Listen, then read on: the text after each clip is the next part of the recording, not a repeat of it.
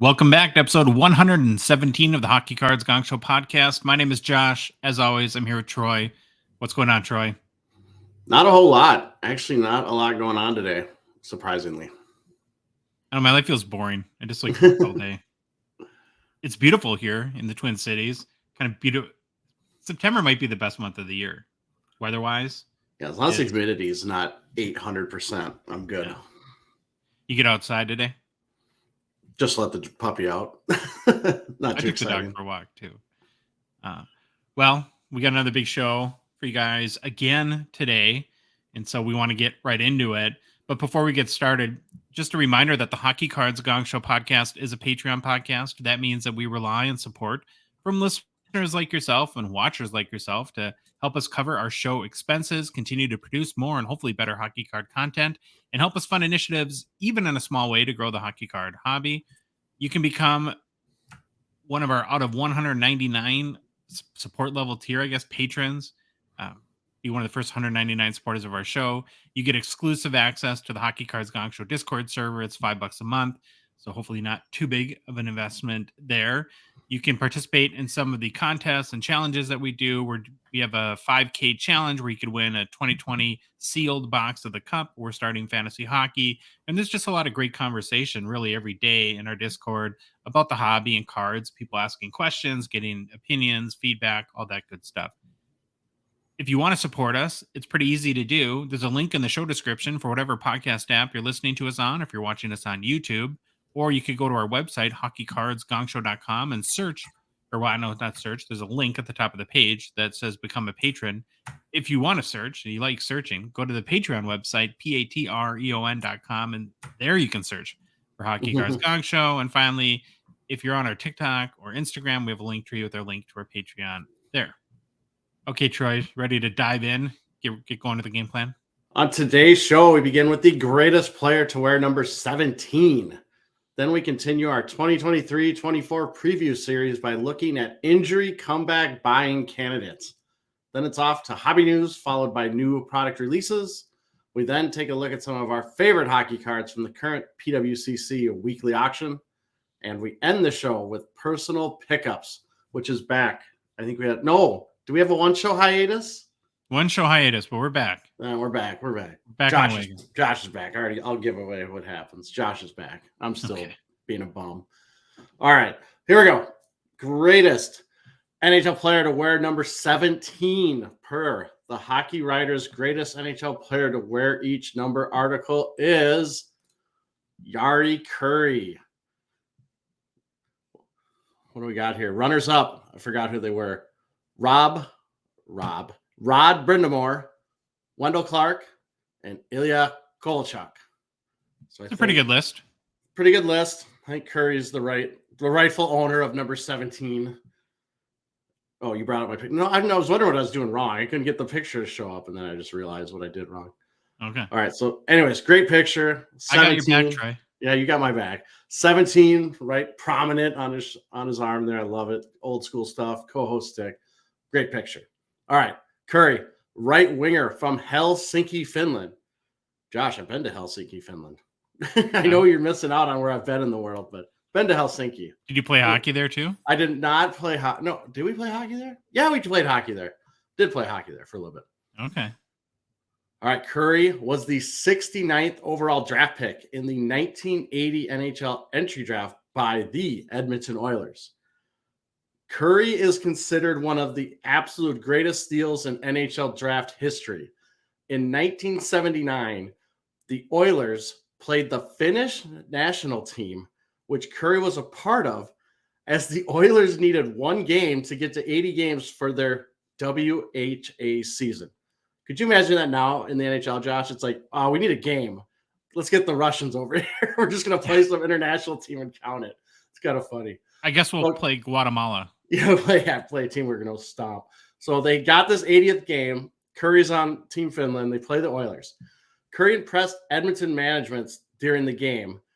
When Kurri became draft eligible, there was rumors, or NHL teams, most of them, I think almost all of them, passed on him because they thought he still had military obligations he had to fulfill in Finland.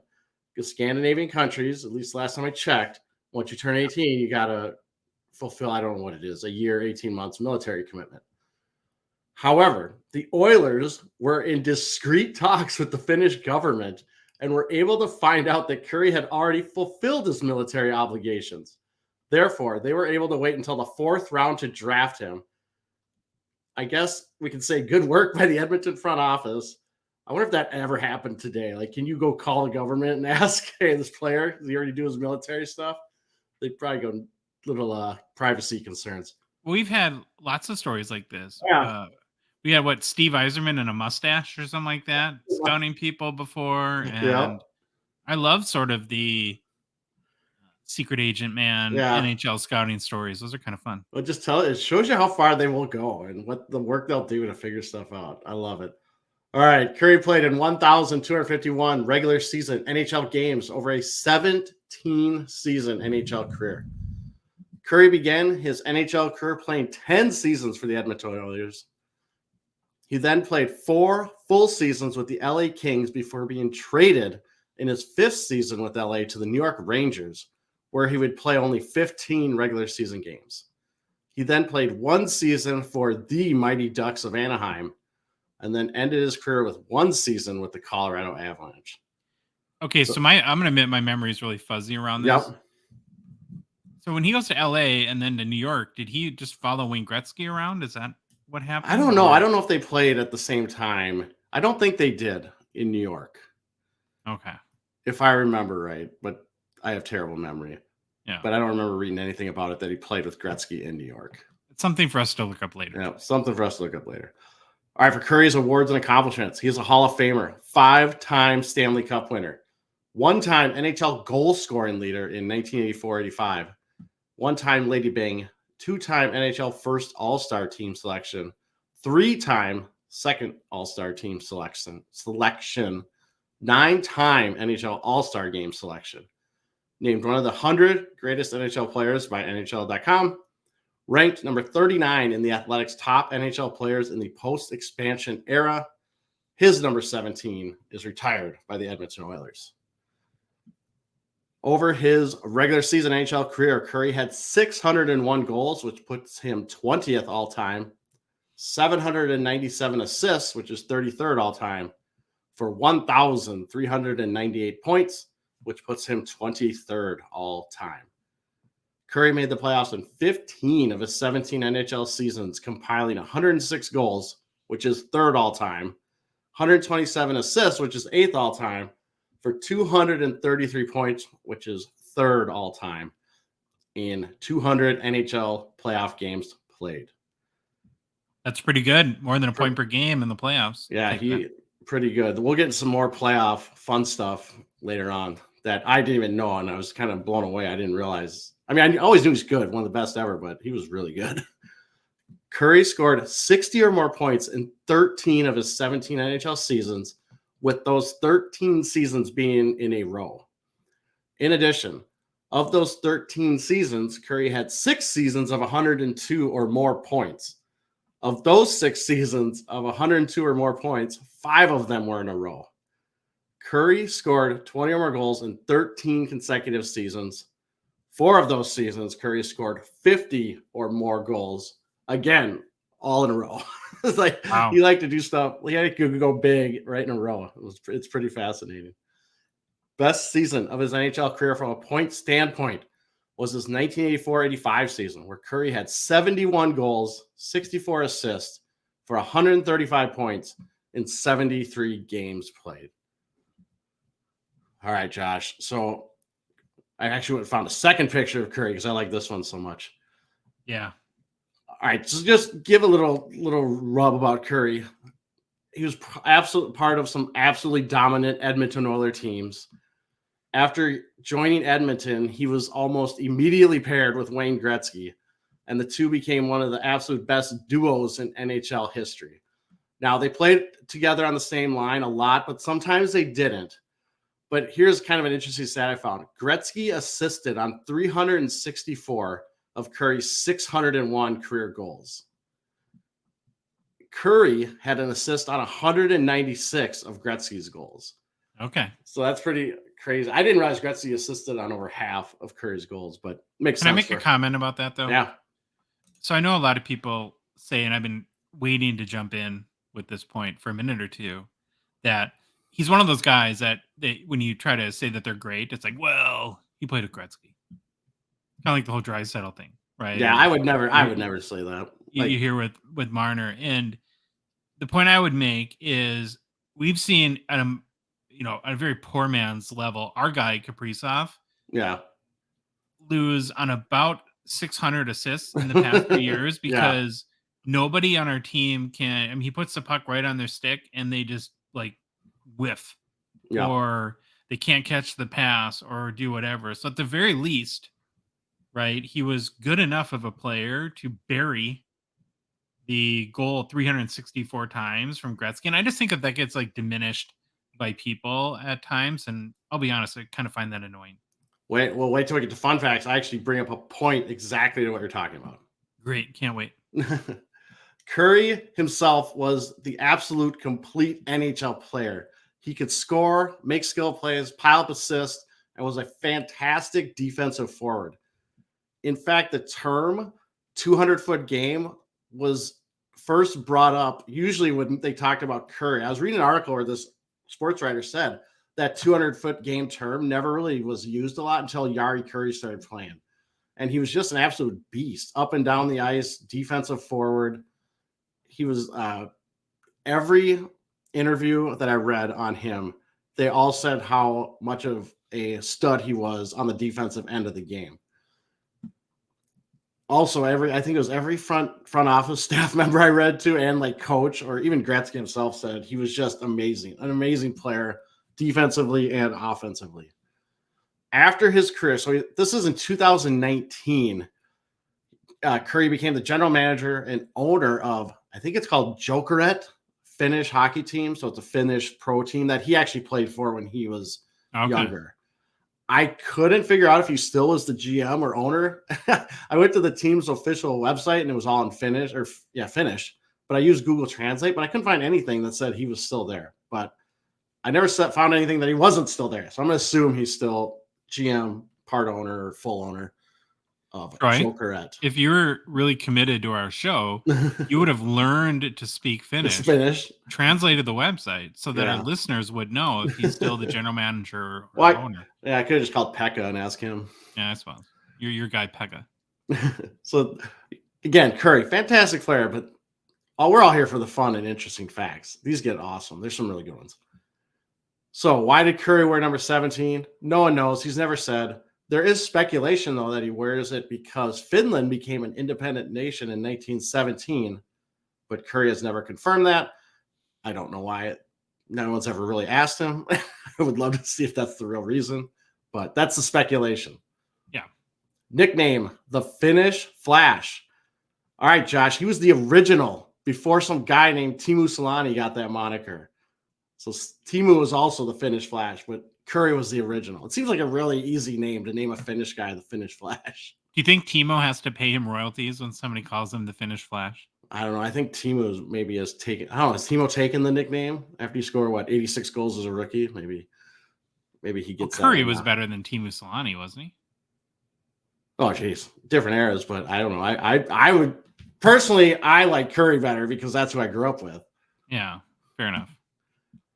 While linked with Wayne Gretzky, here's my one I was going to bring up, or when you're talking about the linkage. While linked with Gretzky, it's interesting to note that Curry had 195 points in 154 games in Edmonton after Gretzky was traded. So he wasn't a slouch. That's because, Troy, the other teams thought Wayne Gretzky was still there. Therefore, making it easier for Curry to score. And that's the only reason why he scored that many points. Yeah, Messier. Messier was there. I don't know if they played on the same line, but I think Messier was still there for a little bit.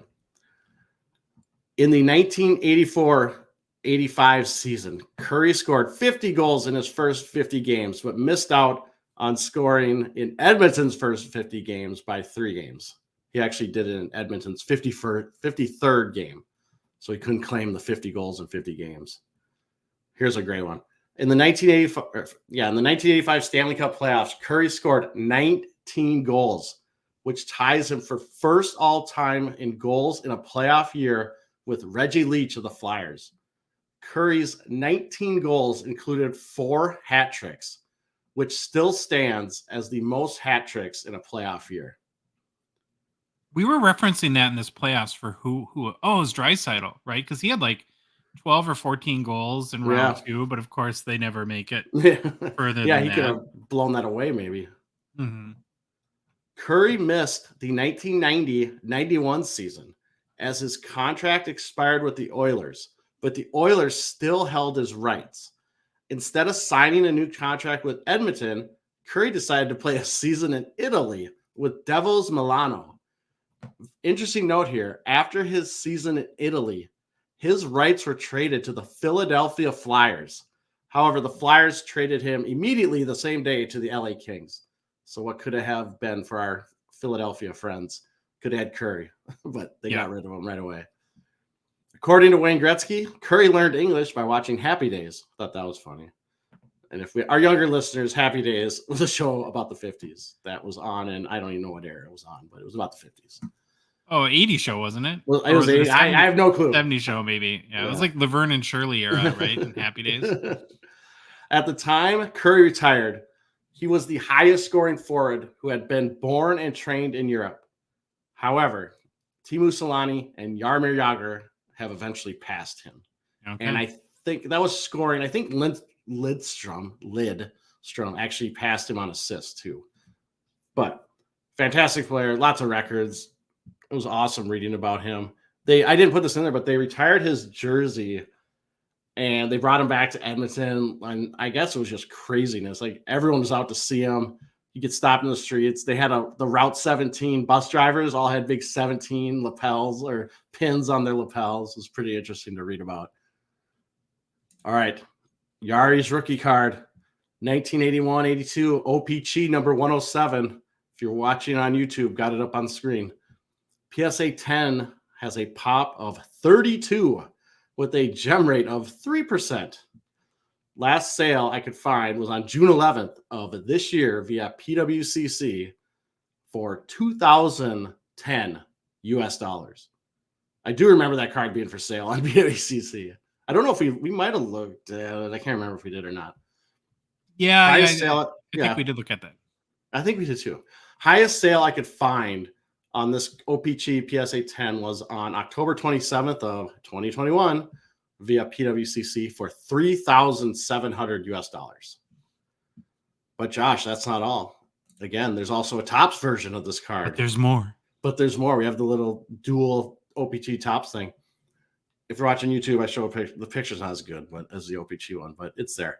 PSA 10 pop on the Topps version of his rookie card is 179 with a gem rate of 10%. Last sale I could find on the PSA 10 Topps version was on April 9th of 2023 via PWCC for $312 US. That seems so stinking low.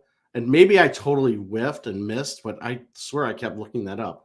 That's now, like 7x less than the OPG. Yeah, so I might have to look that up again and make sure I didn't get that wrong. But it is pop 32 versus 179. Yeah, true. Well, here's the crazy thing. Listen to this next one. Highest sale I could find of that Topps PSA 10 was via PWCC on February 17th of 2021 for $2,500 US. It's crazy what COVID did to this market. Oh, I've got some other examples when we do our PWCC preview of that. But it does look like, though, that Gongshow partner PWCC does have a corner on the Jari Kurri market. It's like all the sales are from PWCC. Those don't come off too often. All right, Jari Kurri, another one in the books. Right. Another good one, Troy. Fun to learn about these guys. Yeah. The OG Finnish Flash, Jari Kurri. Okay, let's continue our 2023-24 preview series. I think it's our third part this show, I believe. Last show, we looked at guys that are comeback candidates who did not have the greatest year last year for one reason or another. It just didn't work out. They didn't produce and perform. And this show, or today, we're going to look at kind of another category of comeback players. These are guys that suffered in injury last season where it caused them to miss a good part of the season or the rest of the season once they were injured, who are all in a position maybe to come back and continue where they maybe left off or elevate their career to the next level. And so we have, I think, 5 injury comeback candidates that might be interesting buys if it's a player that you happen to believe in or have done your research. And so maybe hopefully we can help you out a little bit in that regard. And Troy, we're going to start just with the big one right off the gate, because why build up to it? So Cole Caulfield, I like this picture. Do you like it? Yeah, that's an awesome picture. Yeah, I looked too long for that one. So to some degree, Caulfield's season-ending right shoulder injury this past January, Trey, has almost completely defied hobby logic. I don't understand it. That's not saying much, but I don't understand it. We instantly said, okay, he's going to tank and become a really good buying opportunity because it's January. He's not going to play till October.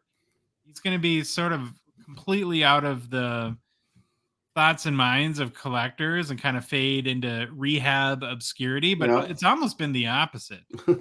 And I think you can make the argument he's been the hottest rookie since his injury. I think what's contributed to that a little bit is, of course, a weaker 2022-23 hobby rookie class. Mm-hmm. But man, there's just a ton of Caulfield hobby momentum. So I got some just stats here. Since it was announced he'd missed the remainder of the season, an incredible 8,376 cards have been sold on the secondary market per card letter sales history. Troy, that includes 85 sales of more than $1,000. And the biggest one was 12,711 US paid for his OPC Platinum Golden Treasures Auto 101. And then there's also been 217 sales for more than $500 US. So that Golden Treasures, that was the one that started at 100,000, right? Is that what they were looking for? 100? That was the one that started really high. At Two Brothers, yeah, and then they ended the auction ran like at 3 a.m. on yeah, Tuesday. That's right. Could have maybe gone for more had it been at a little bit better auction time. I think they're trying to like be smart and ended on the 4th of July, but it was. Well, I guess he's American. I don't know. I don't know what else to say why they would end it on the 4th of July. So looking back through that January 21st announcement of him being out for the year, Caulfield had 26 goals, 10 assists for 36 points in 46 games played. Geez, you ever think he passes the puck? 10 that was my first thought. Puck hog. We got another puck hog, guys. Hey, Cole, pass the puck every now and then, buddy. Well, this averages out to 46 goals and 64 points over an 82-game season. So what's gotten everyone excited is you got a very young kid, 46 goals, maybe still kind of his game is still elevating. And again, a lot to be excited about there. Troy still only played 123 games in his career, where he has 53 goals, 31 assists for 84 points, and a very healthy minus 35 plus minus. Okay, so I know you're not a big plus minus guy, but if somebody's minus 35, is that a little alarming? It's his first 3 seasons now. I'm looking right now at his time on ice, because sometimes if you're on the ice all the time, guess what? You're going to get scored on. And the team is bad. But I mean, he's averaging. I mean, it's a lot for a forward. It was 18 minutes when he was healthy that last year. Over his career, it's like 17. That's pretty good. I mean, D guys get into 25-ish, 24 if you're Ryan Suter, that's all I heard about him. Like, that's the only stat we ever heard about. Time Suter. on ice. Oh, he can be on ice forever. Well, it's because he doesn't skate. Wow. I don't know if there'll be any Selke, and Selke is in Caulfield's future, but we'll see. So looking at his current injury status, it looks like he's sufficiently healed from his shoulder injury and he's ready for training camp, meaning barring any meaningful setback, he should be good to go for the start of the season. This, of course, is great news for many collectors who, as we've said, have been buying up Caulfield this offseason left and right. Sales have been strong in both volume and values-wise, too. So Caulfield is a 2021 Young Guns. His PSA 10 pop 23.55 with a 35% gem rate, which is crazy to think about. Again, he has a pop of 2,355, 35% gem rate. That means that 6,711 Cole Caulfield Young Guns have been submitted to PSA. Wow. That's a lot. That's a lot. And from a values, as I'm looking at as a collector, if I want to invest in a young guns, that's the kind of number I want to see. It's not the kind of number I want to see when I'm buying a box. Mm-hmm. I'm pulling up a young guns with the crappy edges or corners. But if you buy the card, you're going to be a little bit protected by out of control pop counts, given that that gem rate is somewhat lower. So last sale on his PSA 10 Young Guns was 303 US on September 10th. Troy, that's up about 6% in the past month, 9% in the past 6 months. Lots of people placing bets on Caulfield for sure. So what is it about this kid that has everyone going so nuts over? I mean, is he really going to be like a 50, 60 goal scorer, or is it the market? What do you think it is? I think it's a combination of those. I'm excited for him because I saw him at Wisconsin and he was fantastic. Like I had a lot of excitement for him coming in. And when he came into the NHL, I mean, he did really well, if I remember right, his first couple of weeks, just showing what he can do, his skill. And I think that's why everyone's excited. He's a pretty skilled player. Now he's in that Bedard, smallish size, or these guys like Zegras. And I'm still scared to death of shoulder injuries. They just seem like they're popping up more and more and more. And one, okay, but you get another one, and then it starts becoming nagging shoulder injury. And shoulders are pretty important. Not, there's a lot of stuff's important for a hockey player, but forwards, when you're shooting, trying to score and pass, just shoulder injuries scare me. So I'm a little worried about him. But from his past, I actually think he's going to be a fantastic player and a good goal scorer. So I had it in our notes to hang on this topic a little bit, linger on the shoulder injury a little bit, a few guys, I guess, down the road here. But since you brought it up, I kind of want to get to it now. As you will see with all these guys, with I think the exception of one, it's all shoulder injuries. Yeah. So what is going on with? Is it equipment? Is it the rules? Or it seems like an epidemic right now in the NHL? Well, I'm sure there's a little piece of equipment or what was the other thing you just said? I can't remember. If there's something in the rules that they have to address, or this might not be popular, but I think but truly believe it's overuse. I think we're seeing it now in youth hockey. Everyone's specialized. There's no more multi-sport, and there's no off-season hockey. You're shooting pucks constantly. You're doing ice constantly. We're using our bodies more than we ever had as athletes. And I truly believe it's overuse. And even though these guys lift, they train, they're doing so much work with their shoulders, even from such a young age, or their whole body, in fact. Think about, I don't know if there's been studies done. I bet there are people doing studies on this, but the amount of people you've seen blowing knee injuries out in like basketball, like Paige Beckers, because she's from Minnesota, I remember, number one college basketball recruit in the country for women's, has missed 2 years for knee injuries, maybe, or something like that. And we just see it more and more and more. We're seeing it at the high school level. I bring this up is Dr. James Andrew, who is really popular for doing, I think, the shoulder Tommy John surgery, or he does a bunch of orthopedic surgery on athletes. He's talked about just the epidemic in youth sports, where he's seeing injuries that he should see in 35-year-olds. He's seeing it in 14-year-olds, 16-year-olds, just because of the overuse. Now I'm going to get off my soapbox, but I do think overuse is probably one of the bigger reasons why we're seeing so many just injuries.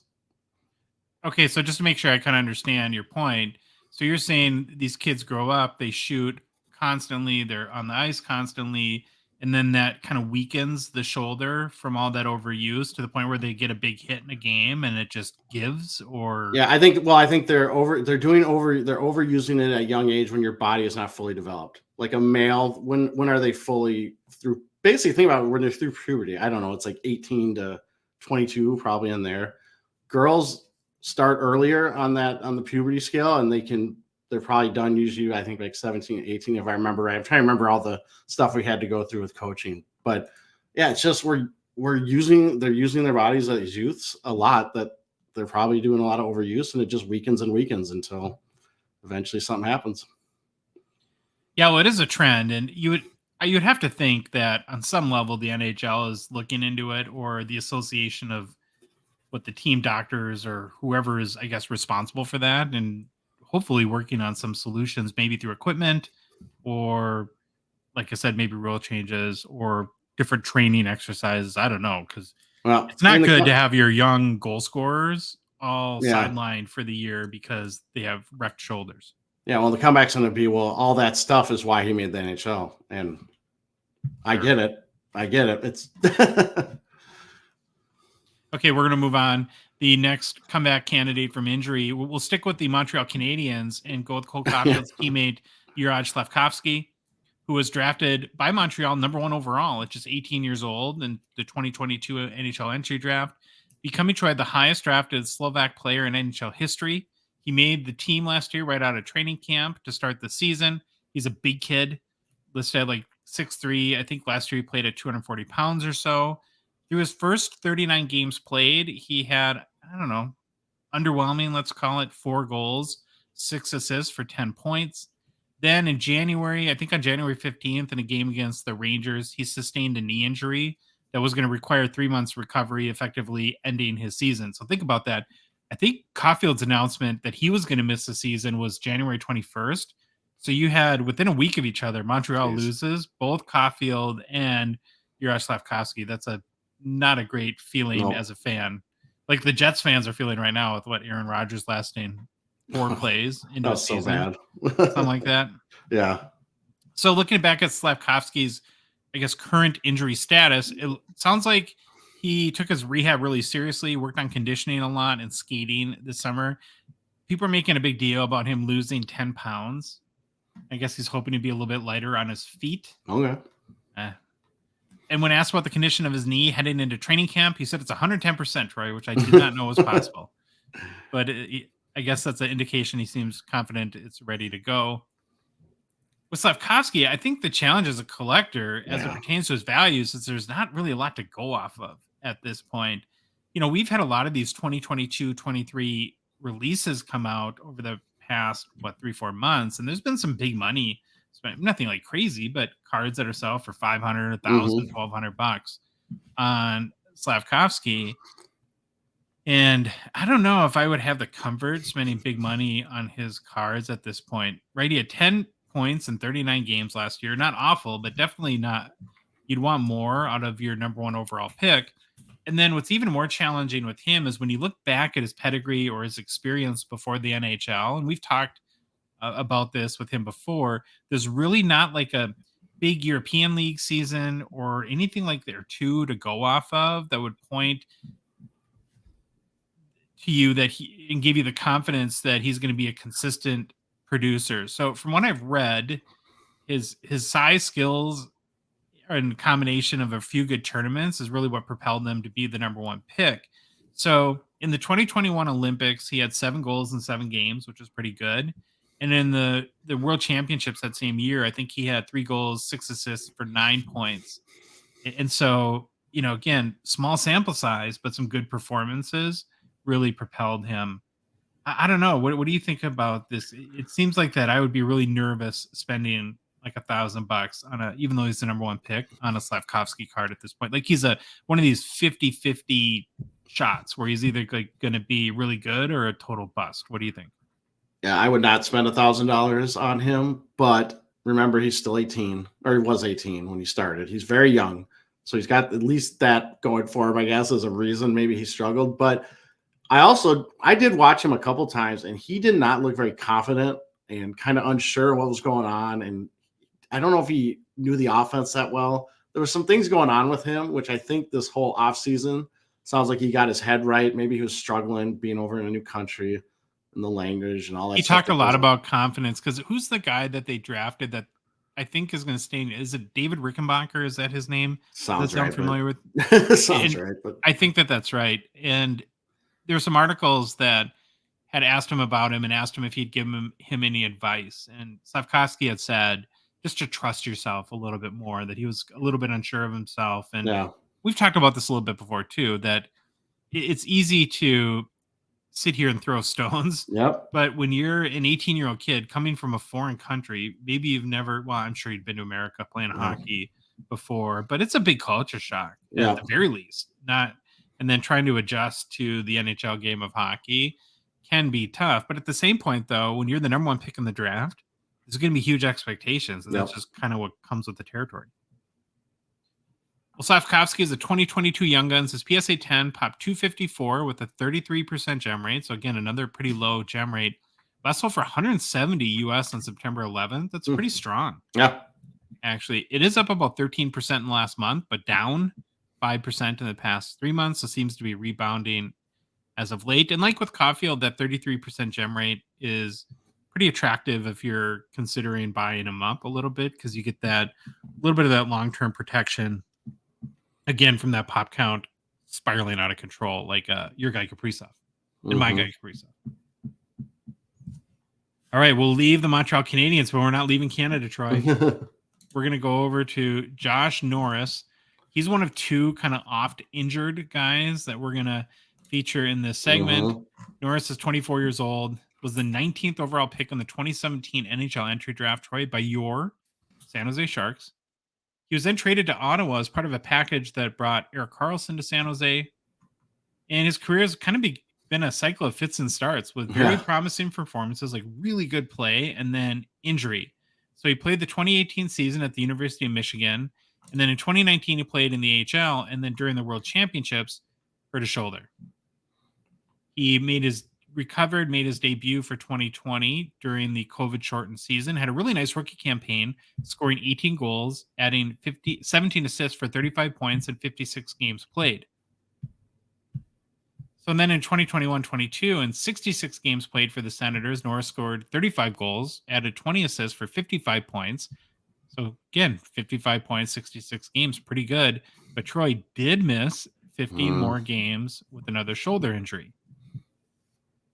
Well, then, as you can imagine, after scoring 35 goals in 66 games, lots of excitement heading into last year. Well, 8 games into the season, he suffered a significant shoulder injury, apparently a different one than before. They were very overt to mention that, the Ottawa people. Yeah. And effectively missed the entire season. He did try to come back for 3 games in January, but I think re-injured the shoulder, ended up shutting it down and having surgery. So here we have a guy with immense talent. And going back to his pedigree, produces, scores goals, puts up points left and right, all throughout really his whole hockey life. And in his first 133 NHL games, 54 goals, 39 assists for 93 points. But the $64,000 question is, can this guy stay on the ice? And it's 3 now shoulder injuries, and he's only 24 years old. So in kind of looking into where he's at in his recovery, I found a quote from Norris, I think from last month. He says, "Yeah, I feel good. The first 4 to 5 months was the main grunt work. I kind of started to turn a corner probably a month or so ago. So I think last month-ish. And I'm feeling really good. Been on the ice a ton. Back to training normally now, which is kind of nice. Other things I read in articles is that he's on track to be ready for training camp. And barring any setbacks again, he should be ready to good to go for the start of the season." So here we have a little bit of a different issue where Slavkovsky, I don't think, has a big injury history, but more the concern is he really hasn't proven that he can consistently produce. And not that there's been a huge sample size for Norris, but man, when he's been on the ice, he's been so good. But how do you know if a guy like this can stay healthy? Is it just a crapshoot at this point? I think so, and I would be so scared. 3 or 4 shoulder injuries, and plus you got to remember the mental part of this, because it's going to be in his head now. Goes into a corner, maybe he pulls up a little bit, which actually is probably the worst thing you do. If you don't play 100%, that's when you can get injured too, because you're not ready. You're kind of laying off, and all of a sudden something happens, and you can't brace yourself. And I hope I'm wrong, but I would be very nervous about him and just his injury history and what's going to, because it's just the game's still getting faster and more physical every year. And you can't escape it. It's hard to hide from that stuff. And I just hope another shoulder injury doesn't happen next year. What's tantalizing, though, is we've talked about the Senators quite a bit, and they have a really exciting young core. And half the time I'm kind of figuring out if they're, what they're going to be like this year. I totally forget about this guy because he just hasn't been there. So if he can find a way to stay healthy and contribute and be there with Stützle and Brady Tkachuk, and now they have Tarasenko and they have some good defensemen, holy cow, they could be a really good team. So Norris is a 2020 Young Guns. His PSA 10 pops 656, has a 50% gem rate. Last sold for $75 US on August 25th. It's up about 7% in the past month and roughly even over the past 3 months. Next guy, Troy, is Andrei Svechnikov from the Carolina Hurricanes. Well, they were dealt a pretty big blow in their quest for the Stanley Cup last season when on March 11th, their young star forward, Svechnikov, sustained a torn ACL, which subsequently retired surgery, and of course, he's been out ever since. Prior to the injury, Svechnikov had 23 goals, 32 assists for 55 points, and 64 games played. Again, not too bad for a 22-year-old that showed a lot of promise. With some of these guys, though, what's crazy, and I was taken aback when I was looking at his stats. So he's 22. Last year was his 5th full season in the NHL.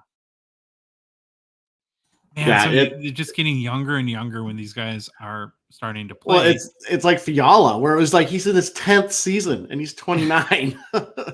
Yeah, just crazy. So over his career, he's produced 112 goals, 152 assists for 264 points and 347 games played. His best season was the year prior to last in 2021-22, where he had 30 goals, 39 assists for 69 points and 78 games played.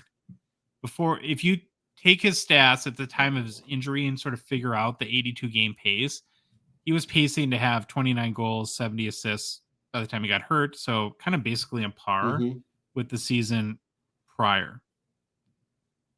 Now, looking at his current injury status, it's so amazing with, we talk about like maybe the conundrum of shoulders. It seems like one injury that the sports world has figured out is ACLs. Yeah. They are getting people back right away and almost stronger than before the injury. And because it was March 11th. So it wasn't too long ago when it wasn't within our lifetime when it was like a year minimum. I remember, I think when I was in high school, maybe it would have been 18 months or 12 to 18 months. And like my wife tore ACL this January. She tore every CL. Yeah, she tore ACL, MCL, and whatever other CL. Yeah, whatever else is in there. And she was back at it May-ish. I mean, it's crazy. Well, the ACL ended Gail Sayers' career. Was like a 18-month, 12-month, then the next generation, 12 to 18-month recovery. And now it's like 6 months. Yep. Just nutty. So according to Carolina's GM, Don Waddell, Svechnikov should be good to go for the start of the season. Not surprised by that. And I think you'd expect the Hurricanes to be pretty good again this year, make another run for the playoffs. So I don't know if you think Svechnikov will come back healthy, is primed to make a jump. It might be a good time to get in on him. And I don't know. I get confused about this guy because he's got a lot of hype. Yep. But he's one of these guys who, he's 22. But he has 5 seasons, so I don't know how you regulate that. But he just can't seem to get past like 30 goals and 70 points. And when you're talking about either wanting to like invest in a guy or sell cards for big monies, that's like really good like second line producer, but not a hobby star in any stretch. So I think at some point he's got to prove that he can be a 40 goal plus guy, maybe close to 100 point scorer. And so I would think this year you would really want to see him get to like 35 plus goals to give you any sort of confidence that he would be sort of on that path. I don't know. Do you have any opinion on Svechnikov in general? I mean, I've liked him. I just don't. It's again, I don't watch Carolina enough. But when you were talking about his production, and maybe this is the year he shows it, I looked up his salary, $9 million a year. I didn't realize he was that high up there. Yeah, you better start proving something this year. 30 goals and like 70 points doesn't make me really excited when in a cap-strapped league like it is. So, yeah, hopefully he's healthy and can rebound. Andrei Svechnikov is a 2018 Young Gun. His PSA 10 pop 1,065, has a 69% gem rate, so that's not good. Last sold for $92 on August 31st. It is up, Troy, 30% in the past month and about flat over the past 3 months. So it looks like people get excited. Starting to get a little excited about the return of Svechnikov. All right, we have one more guy to go through.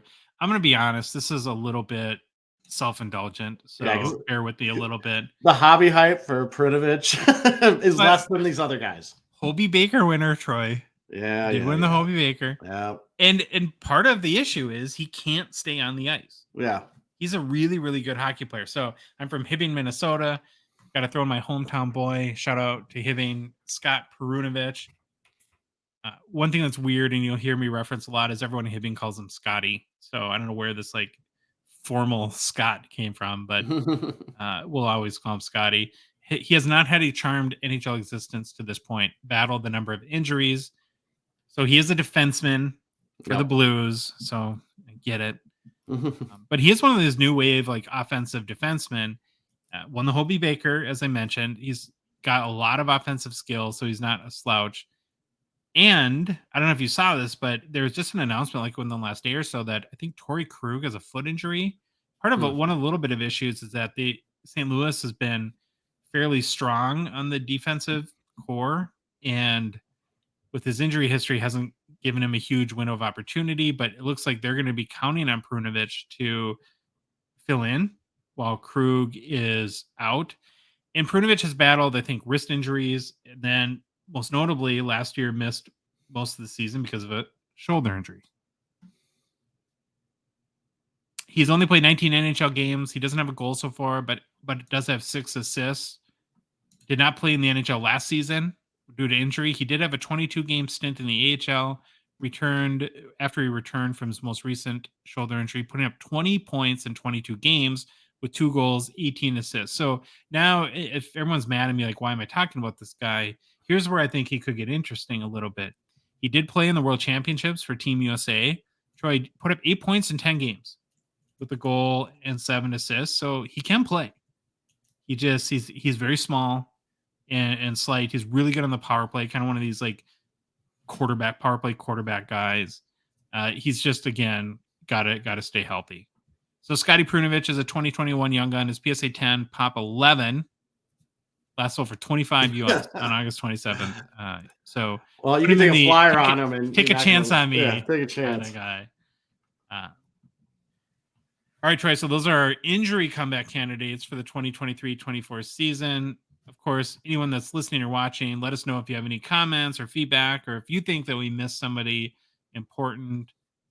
So of these guys, who are you most confident in A, coming back healthy, and B, making some waves in the hobby this year? Caulfield, and that's probably 99% of the people would answer that. I fall in line with him being the one. I was thinking too, as I was doing this, that I don't like to be negative because I'm generally a very optimistic and positive person.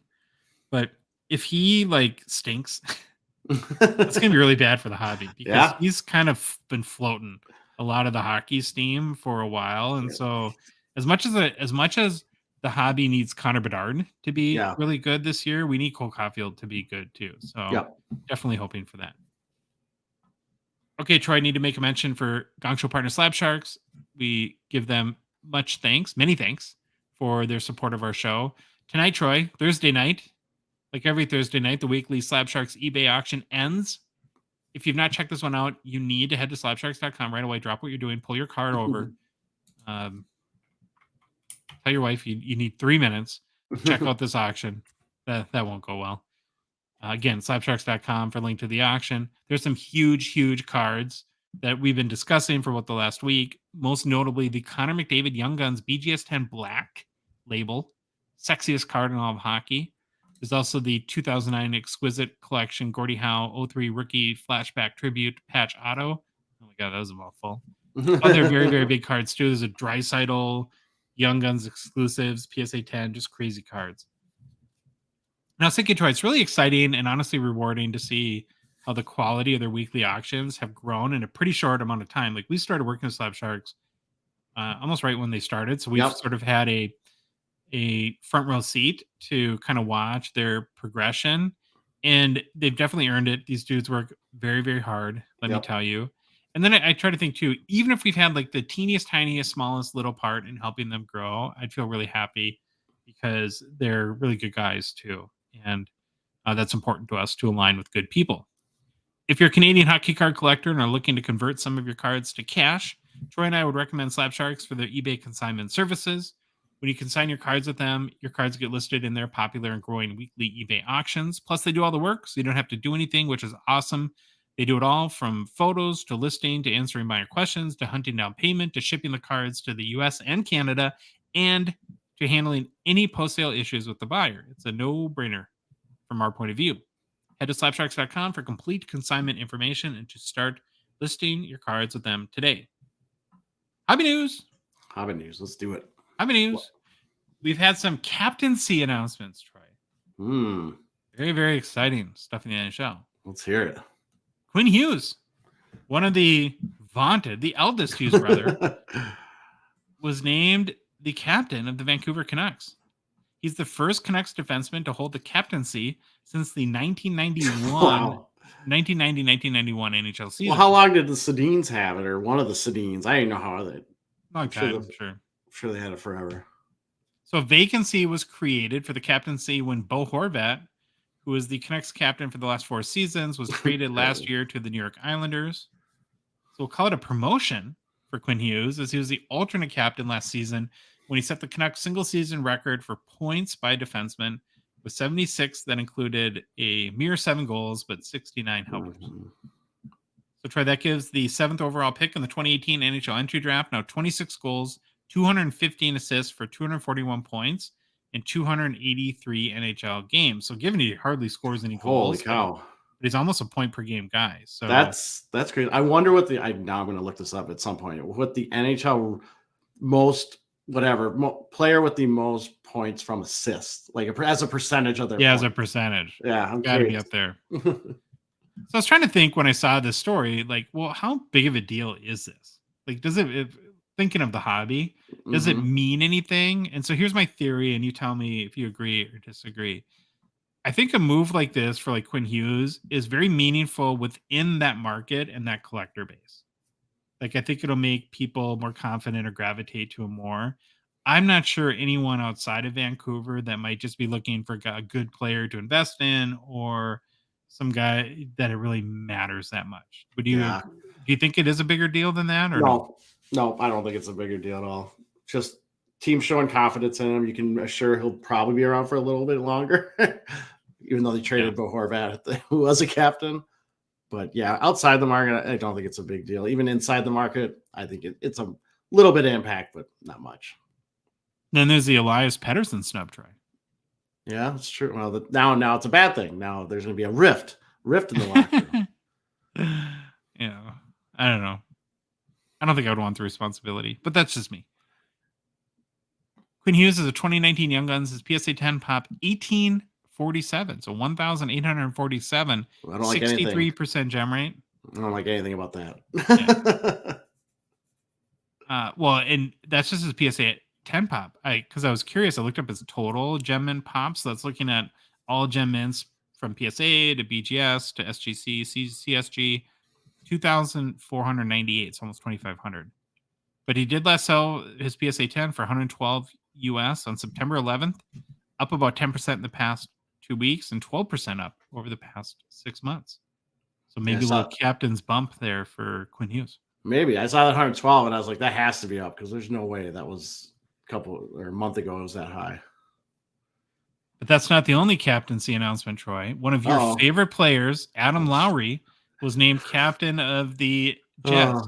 I don't want to steal any of your thunder, so I'm just going to turn it over to you, and you can tell us all about Adam Lowry. Troy. Here's what I learned about the Jets. Someone put out an infographic about national TV appearances when they're the only game on, what teams are on as the only game in like the U.S. and I don't know if they did Canada, if it's just U.S.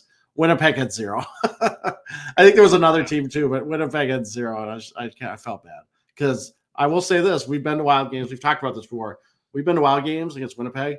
Winnipeg travels really well. Oh yeah, they do. Wild games. They're loud. It sounds like they're the home team. It's crazy. Looks like they have fun too. Like they're very like jovial and kind of partying. I kind of like Winnipeg fans, even though it is a little uncomfortable when your home arena gets invaded by the opponent. Yeah. But, so, in all honesty, do you know who Adam Lowry is? I know who he is. I really didn't. One thing about him from a stat line or anything. We're gonna get messages. You don't know Adam Lowry? No, I don't. Sorry. Mr. Second Period. D. No, he's a forward. He's a 30-year-old forward. Well, I was gonna say, if he's a D, then I had a better reason for not knowing him. Now I should probably know him a little bit. Well, he's a 30-year-old forward who, Troy, just finished his best NHL season. He had 36 points, 13 goals, and 23 assists in 82 games played. He has 204 points, 93 goals, 111 assists in 621 games played with the Jets/Atlanta Thrashers franchises. So I see this as they were kind of a cultural dumpster fire last year. And there's some like bigger guys, like you would think with the season he had, would Josh Morrissey be a candidate, or Mark Scheifele is the worst, probably Kyle Connor, right? Definitely more notable guys, but they must be, this is kind of, I think, a sort of right the ship, because as you recall, our Minnesota guy, Blake Wheeler's from Minnesota, right? He's a Gopher at least, wasn't he? Yes, he played for the Gophers. Yeah, he at least played for the Gophers. He was uncaptained last year. Yeah, which doesn't happen. There was some stuff going on behind the scenes. Like, it didn't sound good at all. Yeah, and then they bought him out this summer. I think he signed with the Rangers now, but he's like from I said, Plymouth. Blake Wheeler's from Plymouth, Minnesota. So yeah, it seems like a cultural move there. And Troy, you can pick up a 2014 Adam Lowry Young Guns PSA 10 for about $40. Yeah, that's why I don't know. And I just have to crack up because I would do this too. I love how you put the Jets and Thrashers together for your franchise history of them, because he didn't play for them. It just cracks me up. We're nothing if not thorough. Yeah, Troy. we're thorough. We're thorough. Okay, now we got a little bit more meat on this bone here. Oh, it leaves us with 8 NHL teams that are now captainless, which includes the Ducks, Coyotes, Bruins, Flames, Blackhawks, Flyers, Kraken, and Blues. And just because I can't let an easy joke fly by, Troy, I did look it up, and it was not super easy to like read between the lines, but I do not think a rookie has ever been named a captain of a team. Now, Johnny Toes, Jonathan Taves, as other people like to call him, was an alternate his rookie season with Chicago, and then was named captain in his second season. McDavid was also named captain a second season and is still the youngest captain in NHL history at 19 years old and 266 days. So my question to you, think hard, this is an important answer. Is there even a 1% chance that your good buddy Connor McDavid or Connor Bedard gets named captain this year of the Chicago Blackhawks? No way. There is a 0% chance he gets named captain. I think every veteran would like revolt, right? I think so. I wouldn't even name him alternate. I want him to focus on being a hockey player and being a good, you don't need all that other responsibility. It's funny when you brought up McDavid. I mean, I obviously know he's a captain. I knew he's young. He just doesn't seem like, does he seem like a captain to you? Like Sidney Crosby to me is a captain, or I don't know. McDavid at times, it seems weird. I feel like he just ceremonial captain because he's really good. But I could be totally wrong. Someone will write in and be like, well, he's done this, and this. But it's hard to tell if he just puts on like a facade for the media. And he might. Yeah, he totally might. Might be totally different. What discipline if you're able to do that? Because he looks very wooden to me all the time. Didn't you see like there was like I'd never watch it, but I saw there was a video going around where he was like announcing the Heritage Classic. And I think maybe people were making fun of him because he has no personality, but it would be funny if he was doing that. Like he just gaslighting everyone, like doing it on purpose. So you're saying he wasn't Will Ferrell when Will Ferrell would announce the starting lineups? So you're going on the record saying no way our guy Bedard gets named. I agree with that. I think that would be a mistake, but I wouldn't be shocked if he's given the A for wearing his sweater. All right. Let's see. Well, you want to talk about fiascos? Oh my gosh. All right. I think it's funny that this story, it's not funny, but it came up and we just talked about him. I think that the last episode or 2 episodes ago, but there's a whole big kerfuffle going on with Mike Babcock and the Boone Jenner. We'll call it the photos kerfuffle. If no one knows what's going on, or if you don't know what's happening, on the Spittin' Chicklets podcast, I listened to it. I should know what it's called. Paul Bissonnette stated that Boone Jenner was asked to meet earlier this summer with Babcock, who's now the head coach of Columbus. Sorry if I had to say that. And Babcock asked to see images on Jenner's camera roll before displaying them via AirPlay on his office wall. Oh, this is already sounding weird to me. So that's kind of what happened. Bissonnette says this on the podcast. So now the question is, you get in this hole, did Mike Babcock act inappropriately, violate players' privacy when asking to see these photos on their cell phones? Babcock comes out and says, here's his quote: while meeting with our players and staff, I asked them to share off their phones family pictures as part of the process of getting to know them better. There was absolutely nothing more to it than that. The way this was portrayed on the Spit and Chicklets podcast was a gross misrepresentation of those meetings and extremely offensive. Then to add more to it, Boone Jenner released a statement saying, while meeting with Babs, like that nickname, Josh, Babs. Yeah, Babs. While meeting with Babs, he asked me about my family and where I'm from, my upcoming wedding and hockey-related stuff. He then asked if I had pictures of my family, and I was happy to share some with him. He showed me pictures of his family. I thought it was a great first meeting and a good way for us to start building a relationship. To have this blown out of proportion is truly disappointing. Finally, Goudreau comes out, says his experience with Babcock has been only positive, felt the allegations levied against him were shocking. Personally, I had a great meeting with him, he said. We got to share things, pictures of our family. I was a little upset to see the way it was handled and how it came out. Okay, so we got that side of the story. Well, okay, can I chime in here for a second?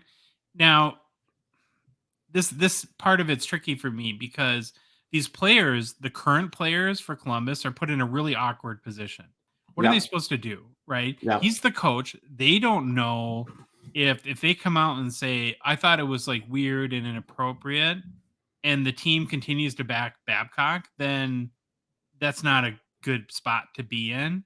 And so I'm not saying that they're not telling the truth or that we shouldn't take what they're saying for granted, but part of me thinks that they're put in a very awkward position, to be completely honest, in this circumstance. Yeah, well, I'll get that a little bit. Okay. So after that stuff with Babcock coming out, all this stuff, Bissonnette fires right back and puts a post on whatever it's called, Twitter/X. Tell Babs to knock off this BS, he said the forward. Enough with putting guys on the spot in the coach's room, asking them to link their phones up to airplane mode and grilling them. I've had tons of players confirm it. Yeah, so they double down. Yes, that's what to me is interesting, because Bissonnette is a personality. He's out there, but I don't think he's known as a liar. And to have him come firing back again was kind of interesting. So then we have Aaron Portzline of The Athletic put out I can't remember if it was Instagram post or whatever. He put out the NHLPA is now looking into the situation as well. Then it gets even more stuff coming out. Former NHL player Mike Commodore has come out and post that all the allegations against Mike Babcock are true. He said Mike Babcock equals power, intimidation, pervert. So now it's getting crazy. And listen, people have said Commodore's got a grudge against him. He doesn't like Babcock, whatever. But now, the whole smoke or fire thing. So now all this is firing up again. And I was thinking about this, Josh. By itself, while the story's a little bit concerning, I don't think it gets as much traction as it has. However, being at Mike Babcock, this takes on a lot more severity, as when he was coach of the Maple Leafs, he had the private meeting with Mitch Marner that the forward, he made Marner rank his teammates' work ethic, then revealed the rankings to the whole team, and that Marner put them together. And then he's been accused. I mean, that's so he's horrible. I mean, that immediately would ruin Marner's relationship with the whole team. And he's also been accused of being verbally abusive in Detroit. There's a ton of stories about this guy. And here's the thing. I've always said this. He's one of those coaches. Mike Babcock he's forgotten more about hockey than I'll ever know. I've seen him speak. I think he's been at like conferences I was at. He knows hockey inside and out. However, I just don't think he's that great of a person. And his history, it just keeps kind of coming out, and these stories come out.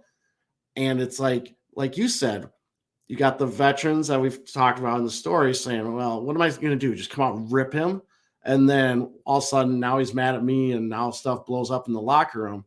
But I'm wondering if there is going to be a locker room riff, if you do have two sides, because it sounds like Bissonnette has other people that he's got. And so now everyone in the locker room is kind of looking at each other and be like, are you the one that told Bissonnette? Who told Bissonnette? All the stuff. It's it's going to kind of, I think it's going to kind of blow up, but it's Babcock and we'll see what happens. Maybe it blows over and nothing happens, but it's just, you got to be on a short leash with your past coming into this. Okay, I'm going to put my hobby hat on and tell you why I think this is like crazy disappointing. Yeah. And crazy disappointed at the Columbus Blue Jackets brass for hiring this guy in the first place. Right, wrong, or indifferent, he's a known powder keg. So let's go through the list of young, exciting players that you have on your team. You have Ken Johnson, Kirill Marchenko, David Jiricek, and now Adam Fantilli. How is this going to be helpful to them getting acclimated and developing as NHL players? Whether I just don't understand this. And if I was a Columbus Blue Jackets fan, I would be irate right now. And this is like, this normally only happens in Minnesota, where you can't even have anything good and you have to find a way to purposefully screw it up. Yeah. I don't know. It'll be interesting to see what happens. I'm watching closely, but maybe it blows over. Maybe nothing comes of it. Maybe it gets even worse. Well, and we talked like a little bit before. How do guys like this keep getting jobs? It's because they're so good at knowing the game and coaching the game. That's why we've seen it a million times where people are where some coaches are horrible human beings, but they still get jobs. All right, we're going to switch over to new product releases. So big day today in the hobby. We're recording this on Wednesday. 2021-22 Ultimate Collection is out. We have some instant reactions. I went down to our local LCS, plopped down $150 for a box, got our one pack with 4 cards in it. Open them up, and you'll see that in a pack opening video today, maybe Thursday or tomorrow. So at roughly $40 a card when you include tax, Troy, this is definitely a feast or famine type box. As we mentioned, you can hit a monster like a 5-figure card. There's a lot of them, Shield 101s and other great cards, but then you also might get $40 in cards out of a box too. So kind of look at it like buying a lottery ticket. The big thing, and I don't know if you saw this earlier, is we have more auto issues that there's something going on. So here's a screen grab that we're going to show on YouTube from K-Sits Reed, who's pretty big in the hobby. You should go follow him at K-Sits_Reed on Instagram. So he's showing a Caulfield rookie auto from 2021 Ultimate, and it's a sticker. Yep. So there's something going on with Cole Caulfield and Upper Deck right now, because let's rewind. Not in stature, biggest rookie in the rookie class, not in credentials, and now sticker auto and Ultimate. Is there a contract issue? Is Fanatics kind of trying to steal some guys away with secret agreements that we don't know about? Or did Caulfield just get lazy and not return his autographs for 9 months? This is not good. I'm starting to get concerned though, Troy, that this keeps happening now. I think the one thing you said that piques my interest the most is, are there other agreements out there? The Fanatics thing. We've heard rumors, but we've never seen anything confirmed that Fanatics is making a run at some players and trying to get them to be exclusive. You let me know if I don't say this right. Exclusive to Fanatics. And now this thing gets very interesting, because now what do you do if you're Upper Deck and if your competitor's going for these rookies that you need in your product? I don't know what's going to go on. It seems there's something going on behind the scenes that we don't know about yet, or that we've heard off in the periphery.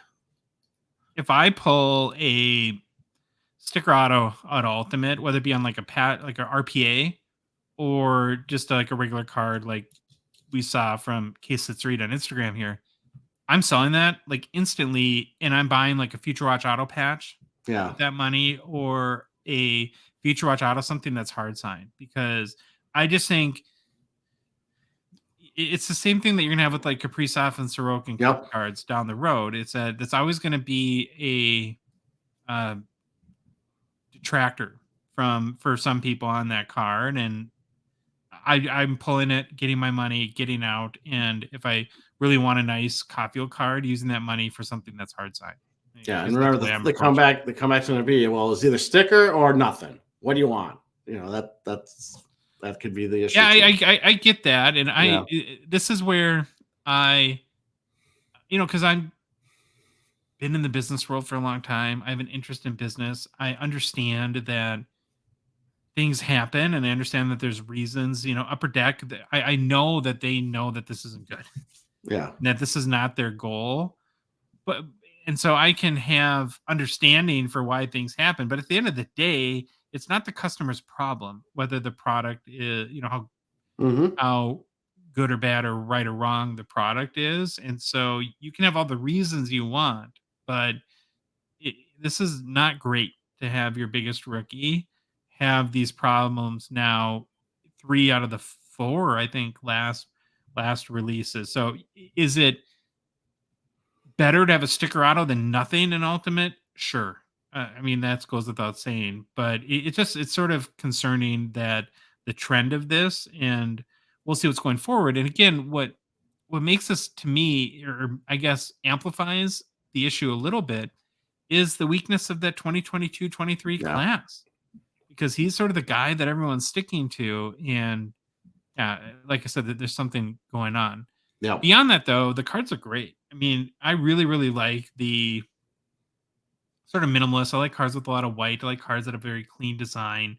The card condition from the 4 cards we looked at, because we opened up one box, looked really good. You don't even know this yet, Troy, and I'll tell you the name. I was gonna say, did you open the boxes? I did open the box. I did open the box. So our big rookie auto was a 2019 rookie auto, which happened to us in credentials too. So it's always a little weird when, I mean, if you think about it, right? We're 4 months away from 2024, and I just pulled a 2019 rookie out of a box of cards. But nice. Like I said, this is a lottery ticket type product, so you can't be mad if you kind of whiff or strike out a little bit. I do think the Caulfield auto thing is concerning. Again, granted, already told us, but there's also no Raymond autos in here too. Yeah, there's something going on. I haven't had time to check, but I wonder if Zegras autos are sticker, if they're hard sign. Yeah, we'll just have to wait and find out. But I don't know. Does this give you any pause? Like, were you going to buy any personal boxes, or are you still going to buy them? Or does news like this now start to creep in and change maybe your thoughts? So I want to buy a box. This news, to me personally, it won't stop me from buying a box. I'll buy a box eventually. So I went to our local LCS, because I don't want to talk about our cards because we haven't released a video, but there's a guy in there who bought a box of Ultimate and opened it there. So I got to see him too. Again, cards look really nice. He pulled it wasn't super exciting, but a Kyle Connor patch auto. Okay. And the patch autos look super nice. Nice. So the cards are really, really, they do really, really look good this year. Okay, Troy, it's time for our PWCC Weekly Preview. Of course, PWCC is a Gongshow partner and sponsor. We want to thank them for their support of our show and really the hockey hobby. And if you're wondering why we always thank people like this, I kind of wanted to bring this up for a little bit now, but it's really for 2 reasons. First of all, we want to always disclose any sponsored relationship we have so that we're on the up and up with everyone.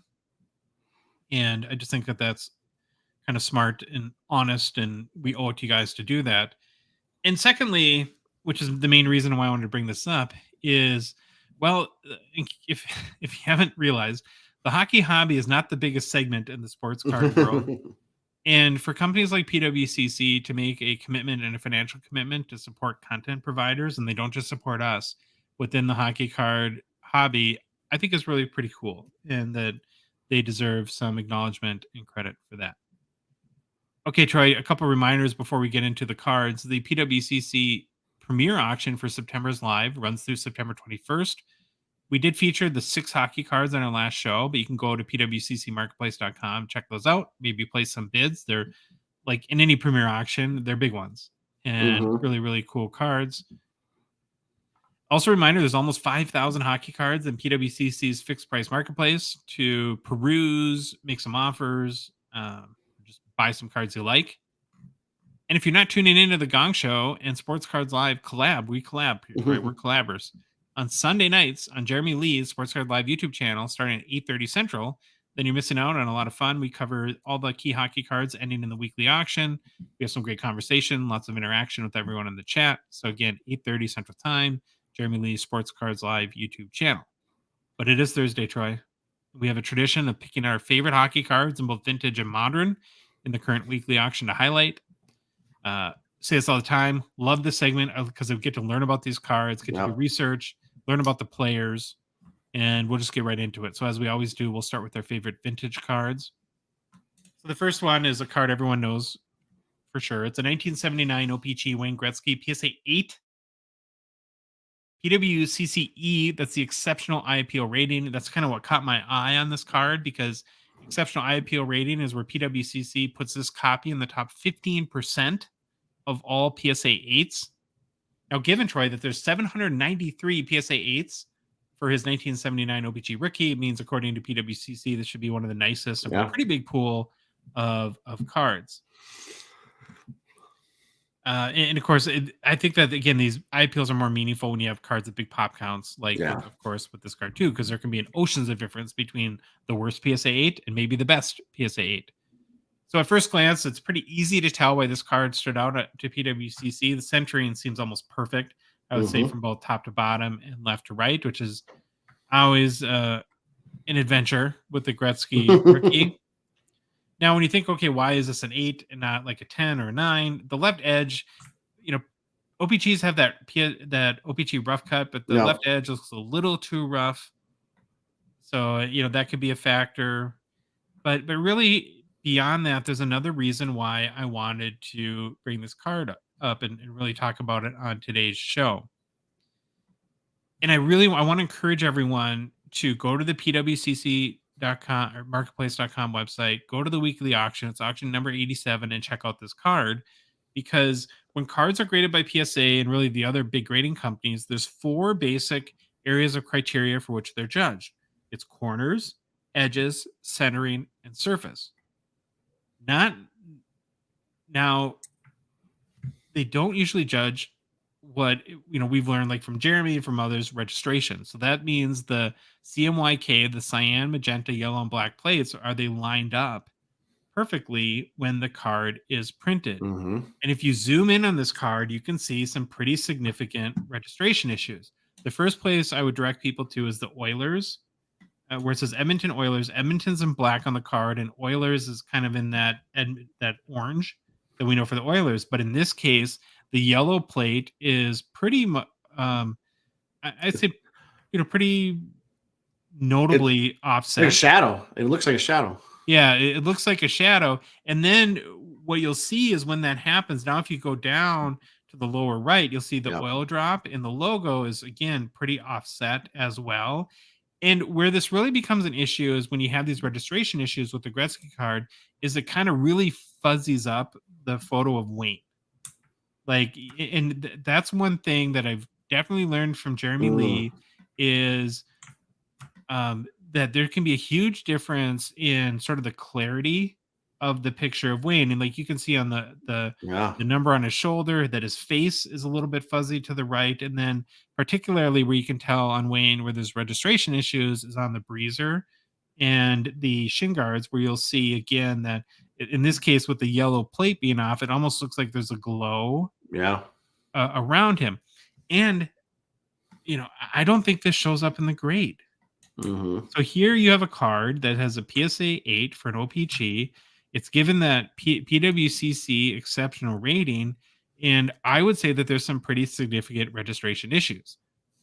Now, is it a huge deal? I don't know. And I think that, like with all vintage cards in particular, one of the things that you have to figure out when you want to start, whether it be investing or collecting in vintage cards, is what are like the trade-offs that you're willing to live with, and what are trade-offs you're willing to not. Because a lot of times, like when we look at like pre-war cards that are like from 1910 and were a high grade as a PSA 4 or 5, well, there's going to be trade-offs in any PSA 4 or 5 because there's some big flaws in that card according to that grade. Now, so you might be centering might be a big deal to you, or corners might be a big deal to you, or surface, you don't want any like a lot of fish eyes or stuff like that.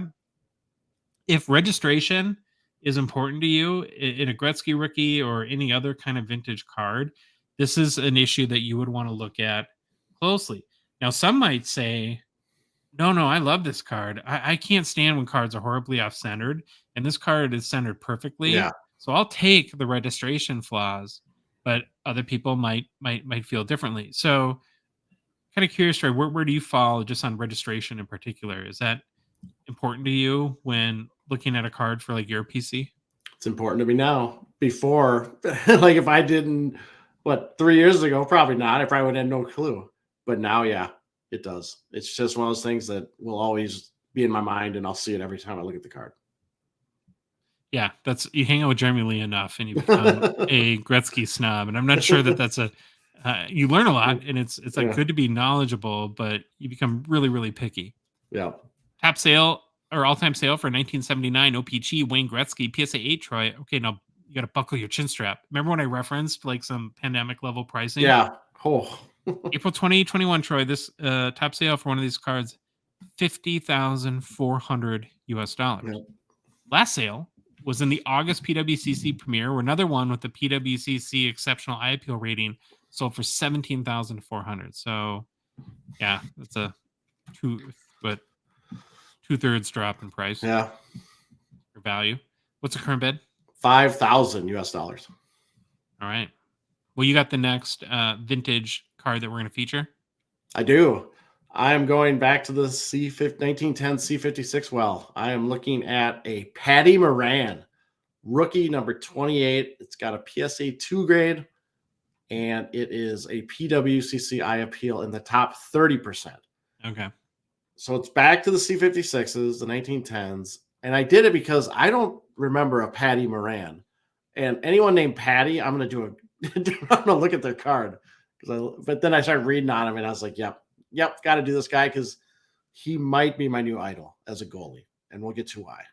Well, if he's a goalie and his name is Patty, that's pretty. That seems it worked out perfect. But wait till we get to right. He's got some good stuff on him. Oh wait, he's not crazy. Like what was it was Lester Patrick? Was that the one?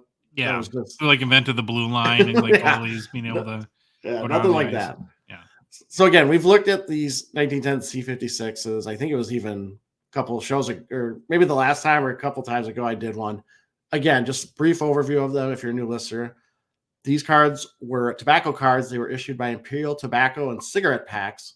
They're considered the first major set of hockey cards, featured players from the National Hockey Association, which is a predecessor to the NHL.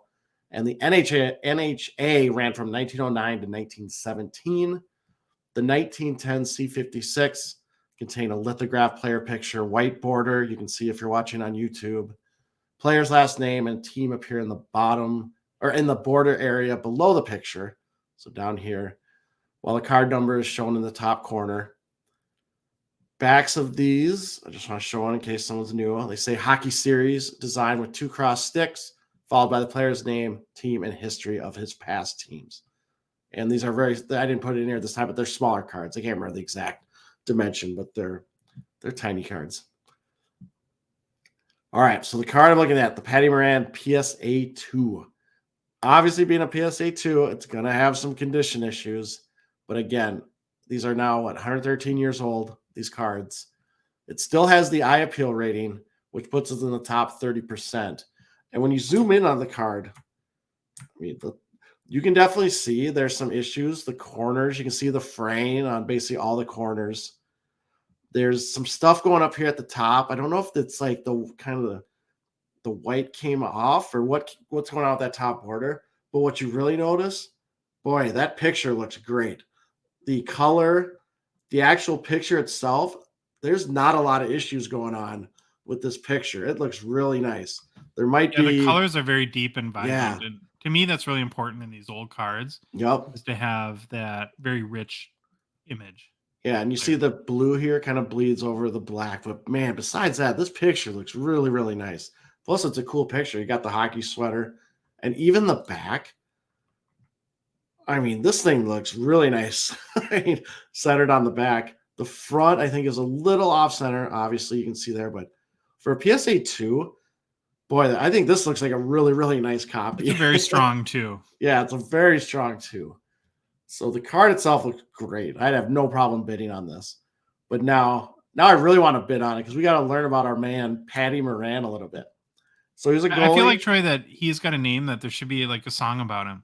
Like I want to sing in an Irish voice with a bottle of Guinness about Patty Moran. Oh, you should. That'd be awesome. All right, he was a goalie.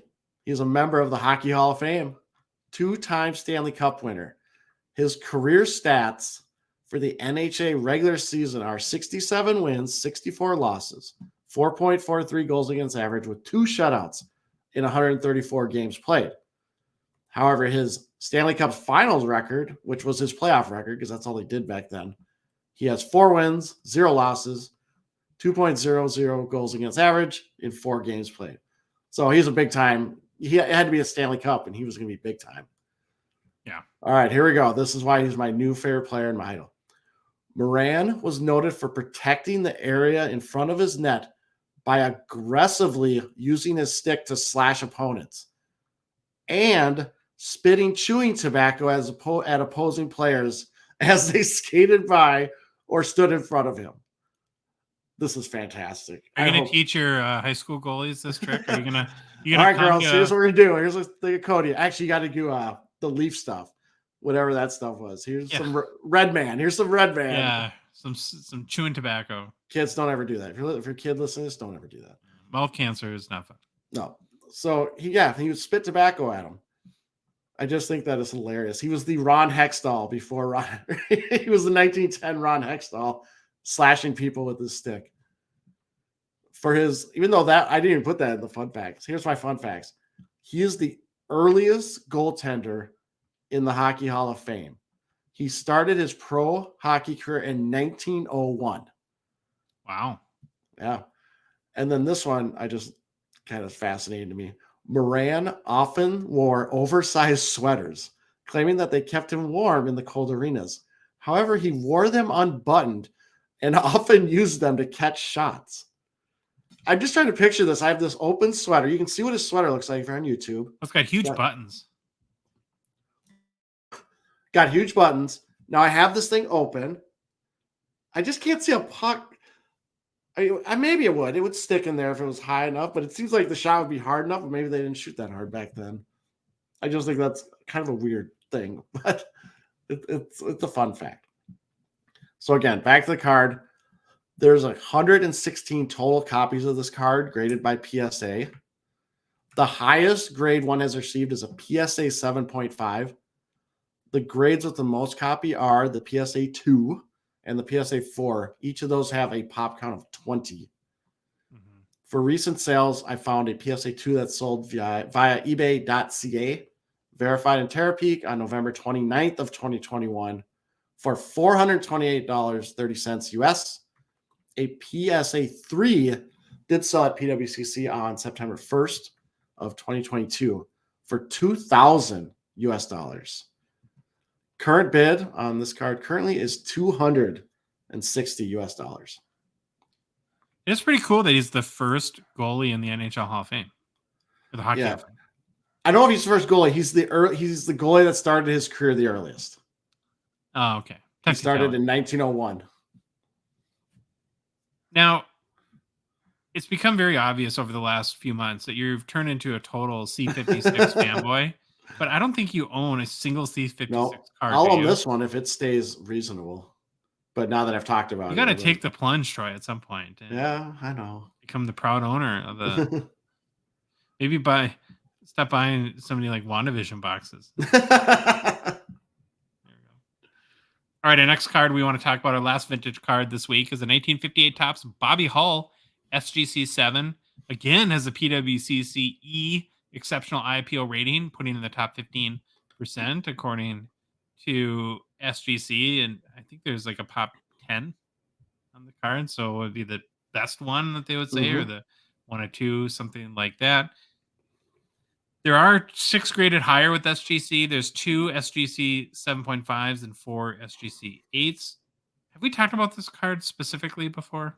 I don't think so, because I don't remember us bringing up Bobby Hull a lot. I mean, he passed away. We brought up some of his cards, but I don't remember talking about him at all during this PWCC stuff. It's kind of weird that we're 117 shows in, because it is definitely one of the most iconic hockey cards there is.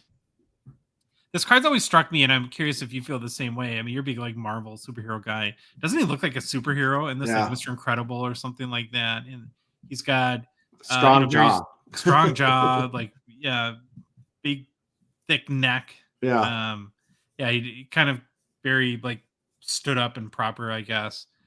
I don't know. I think it's a pretty cool card. I kind of like the background, and it's half green, sort of half yellow, but it just works.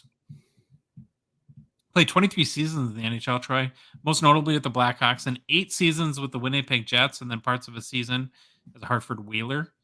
He played 1,063 games in his career, had 610 goals, 560 assists for 1,170 points. So do you remember last episode when we were honoring Brett Hull as the greatest player to wear the number 16?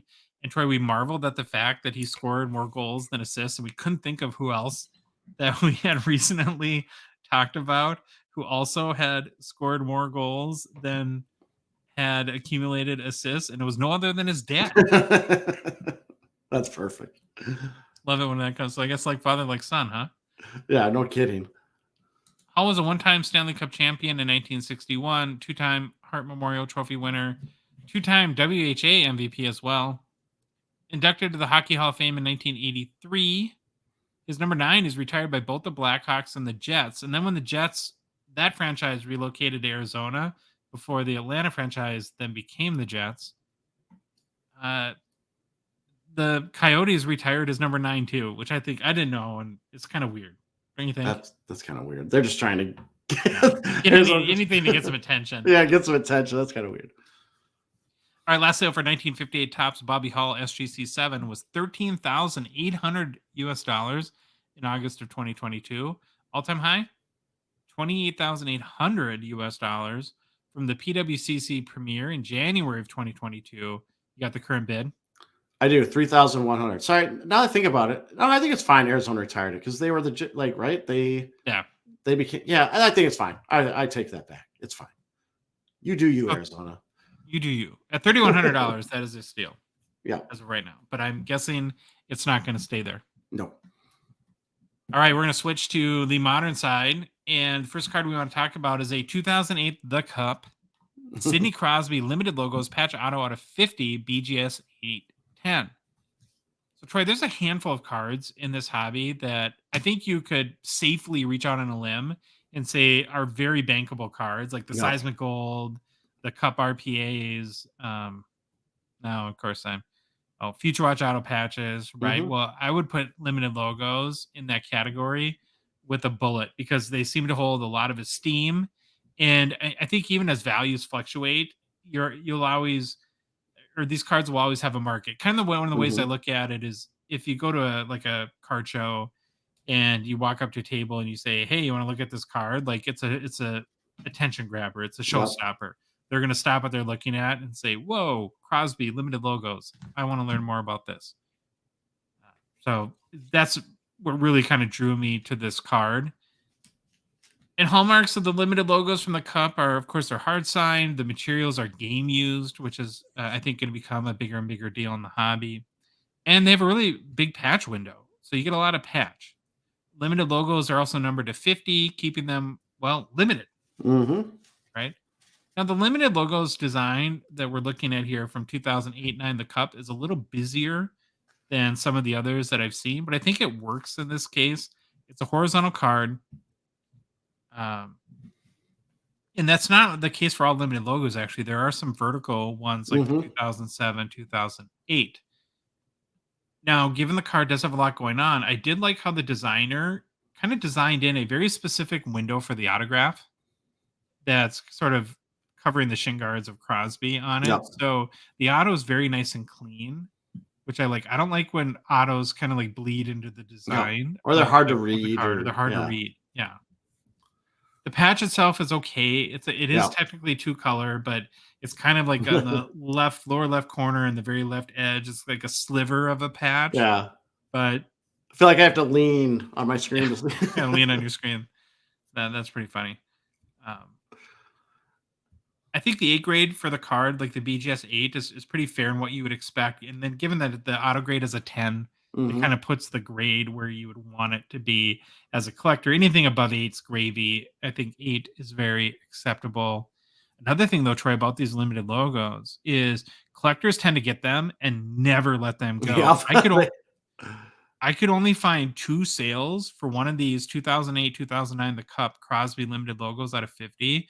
Both were raw. So last sale was in December of 2020 for 660 US.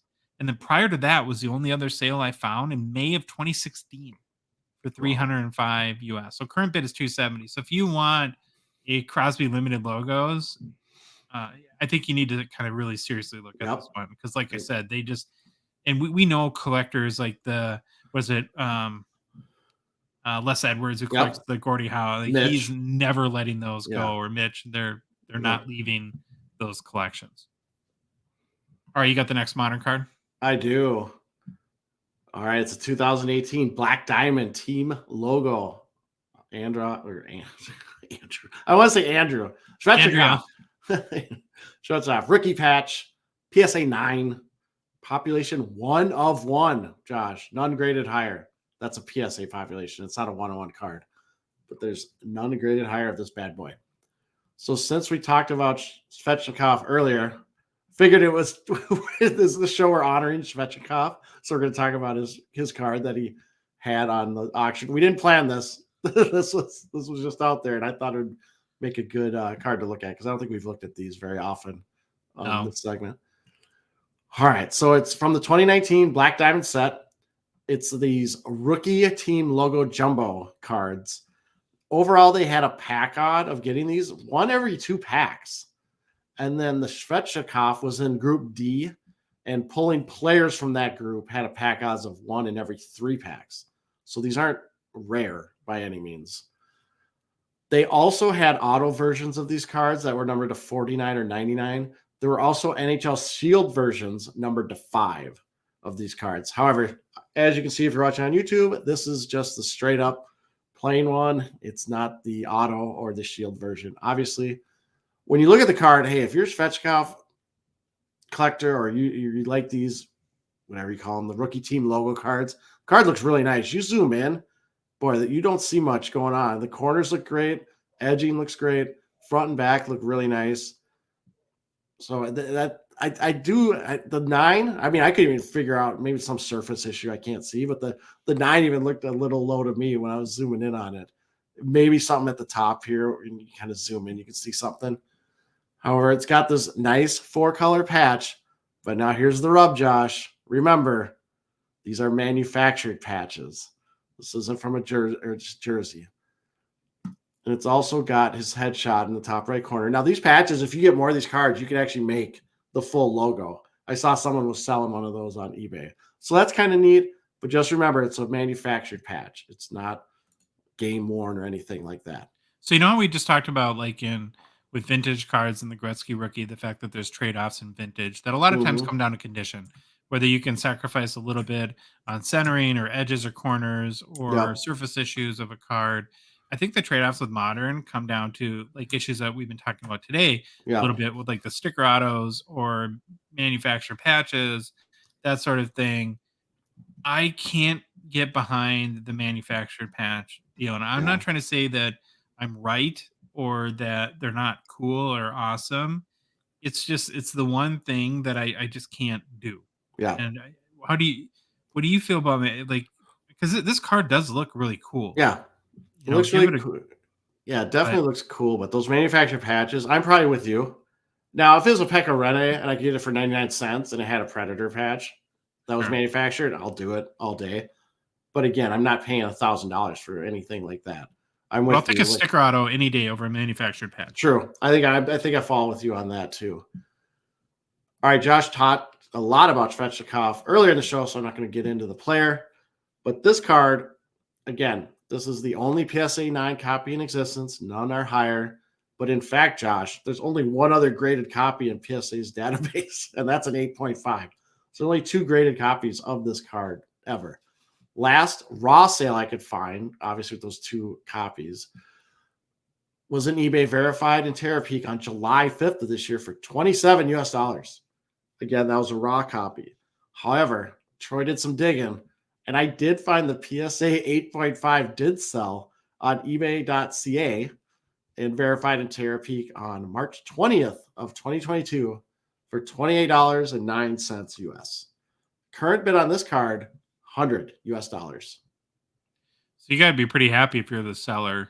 And but my biggest fear with these, and I don't want to like harp on this too much, is I just hope that people that bid on stuff like this know that these are manufactured patches and don't do what I do all the time. Remember in our Yeah. kind of common mistakes collectors make where I buy first, think later. Yeah. This is a move that I would do. I would get mesmerized by the card, buy it, and then look at the back and be like, Yeah, that's what I was just trying to show you. It's on there. It's not like they hide it. yeah, It's no, here. they're not. They're disclosing it, and, Yep. and there is a market for these, and I'm sure Yeah. people love them. And again, my opinion doesn't make me right. It just makes Yep.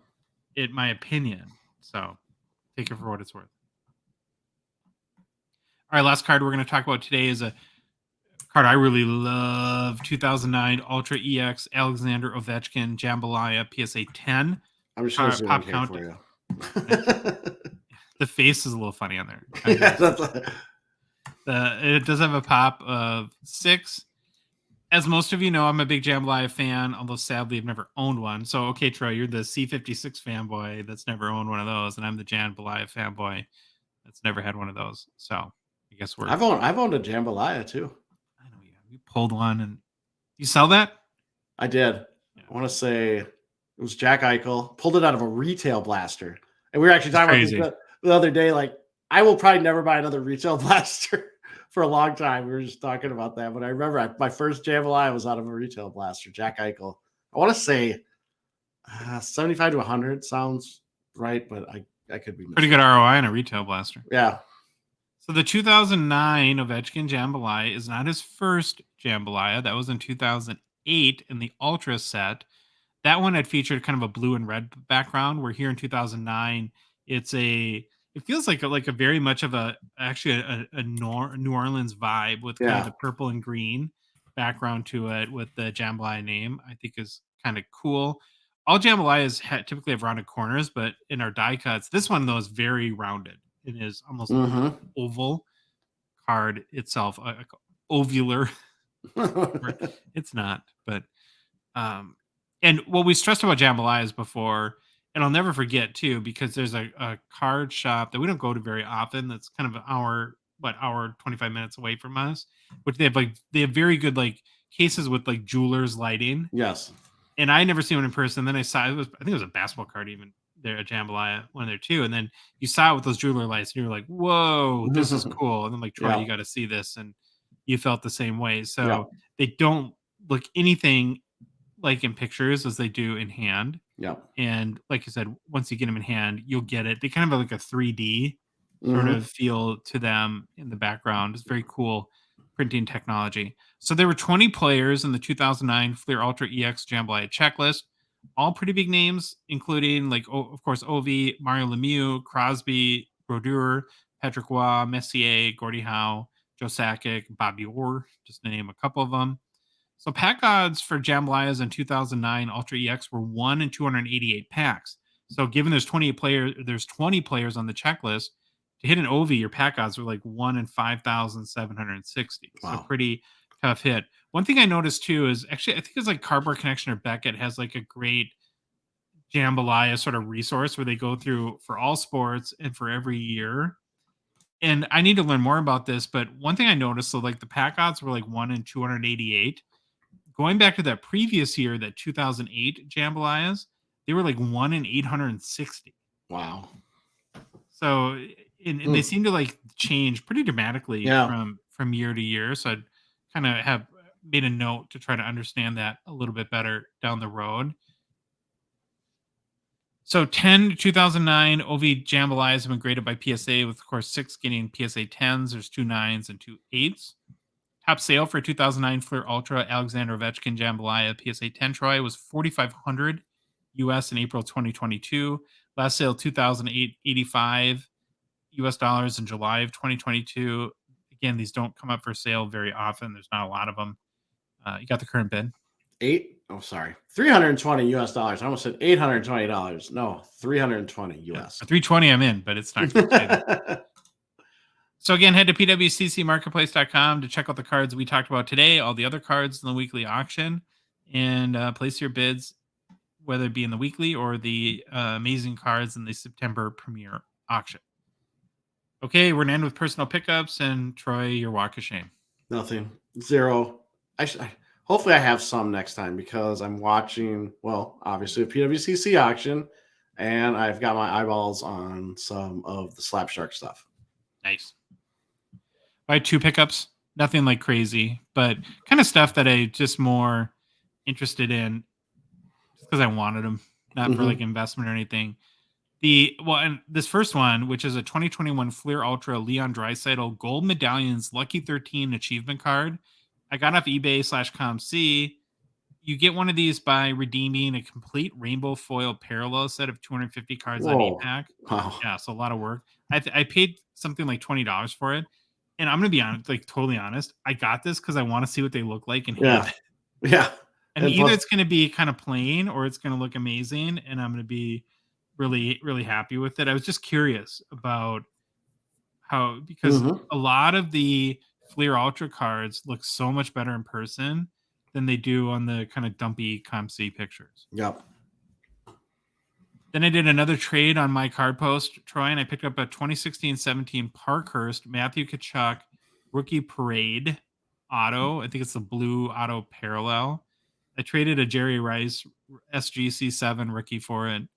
2016 Parkhurst was retail exclusive, and so the blue auto parallel was like in 1 in 216. What is Gravity? Was that packs or boxes?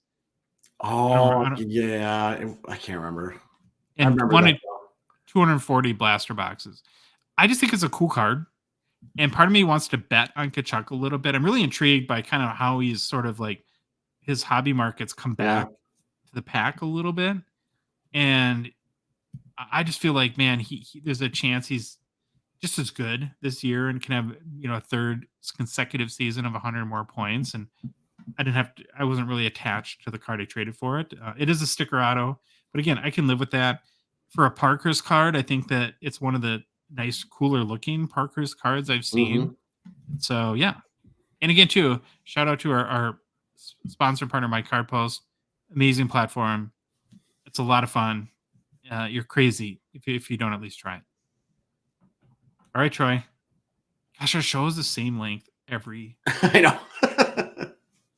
Isn't that so weird? Troy and I talk offline about how, because there's a timer counter. Yeah. And it's like an hour and 45 to hour 15 minutes. It seems like every single time we do it. And I never look at it till the very end, which is kind of funny. Well, if you like the episode, please leave a rating, review on Apple, Spotify, whatever podcast app you listen to us on. If you love the show, you want to support us, want to chat with us every day on the Hockey Cards Gongshow Discord server, please consider a $5 a month donation. Join our out of $1.99 support level tier on Patreon. The link is in the show description. On whatever podcast app you listen to us on, or it's in the description on YouTube as well. You can go to our website, hockeycardsgongshow.com. Is that Harley again? I don't know what it is. She knows when we're wrapping up and just decides to go ham and start barking, howling, and everything. I don't get it. Well, she wants everyone to join our Discord, so she really wants to chime in. Yeah, so you can find on our website, hockeycardsgongshow.com. Just click on the Become a Patron link. You can go to the Patreon website, patreon.com, and search for Hockey Cards Gong Show. Or there's a link in our link tree that's in our Instagram and TikTok profiles as well. We're on social media. You can follow us on Instagram, Facebook, TikTok, Twitter, and YouTube. And Troy, the Hockey Cards Gong Show podcast is a production of Dollar Box Ventures, LLC. Have an awesome Thursday and have a great weekend. And we'll chat with you all on Monday.